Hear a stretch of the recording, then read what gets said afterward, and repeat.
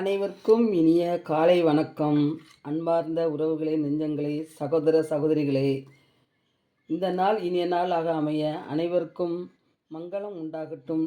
இன்று பிறந்த நாள், திருமண நாள் கொண்டாடும் அனைவருக்கும் எனது அன்பார்ந்த வாழ்த்துக்களை தெரிவித்துக் கொள்கிறேன். இப்போ ஒரு புதுசாக ஒரு ரெசிபி தான் பண்ண போகிறேன்.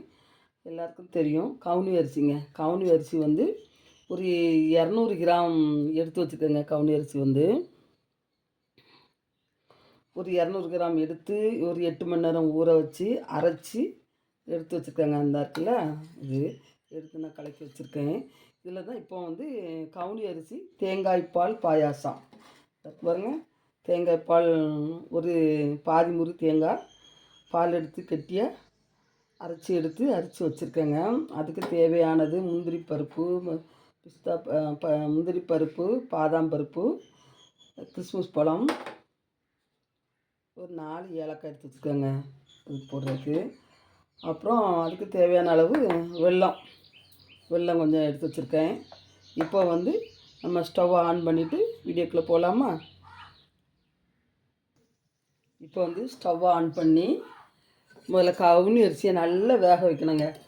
நல்லா வெந்த பிறகு தான் பால் பாயாசத்துக்கு தயாராகணும். இப்போ ஒரு 3 பேருக்கு அளவுக்கு உள்ள இது தான் வச்சுருக்கேங்க.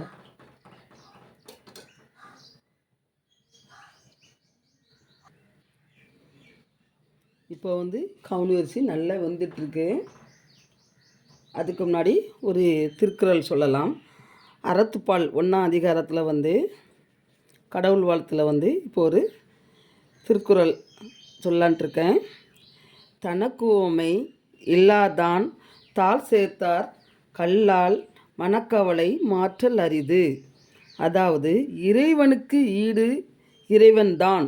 அவரது பாதக் கமலங்களை பக்தியுடன் நினைப்பவர்க்கு அல்லாமல் மற்றவர்களுக்கு மனக்கவலை மாற்றுவது கடினம் என்று திருவள்ளுவர் சொல்கிறாருங்க.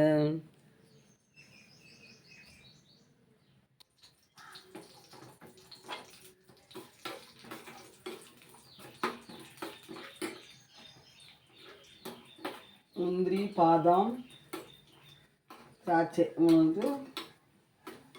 நெய்யில் வறுத்து எடுத்துக்கலாம்.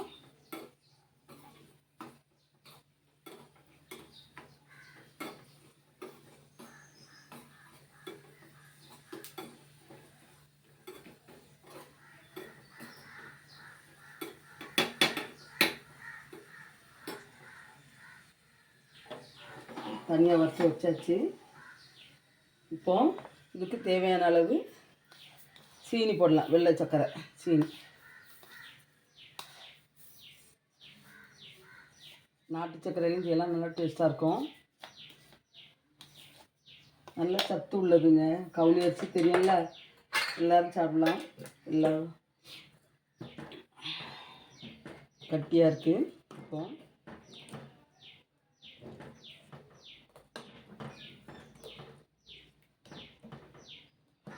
நான் 3 பேருக்கு நினச்சி போட்டேன். ஆனால் 5 பேர் குடிக்கலாம். இது நல்லா வெந்து வருதுங்க கவுனி அரிசி.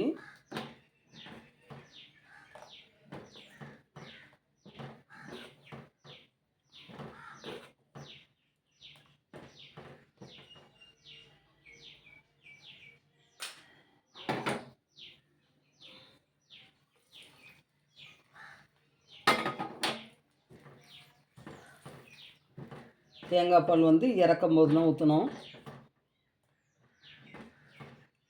நல்லா ஒரு மாதிரி திரியாக இருக்கும்.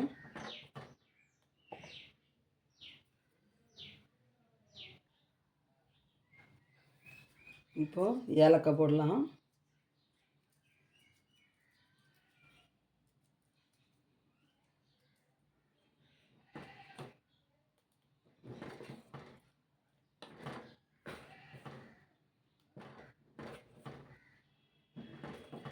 பாருங்கள், நல்லா வெந்து கட்டியாக இருக்குது.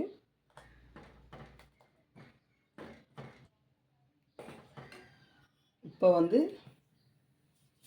நம்ம தேங்காய் பால் ஊற்றலாம்.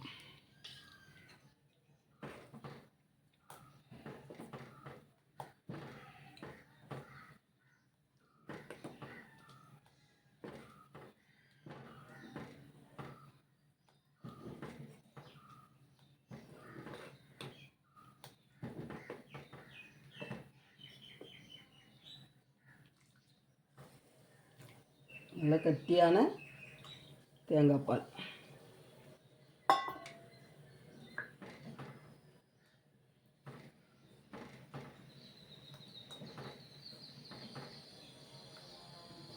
நல்லா கரெக்டாக இருக்கு பாருங்கள். இந்த பக்கத்தில் நம்ம இறக்கிற வேண்டியதுதான்.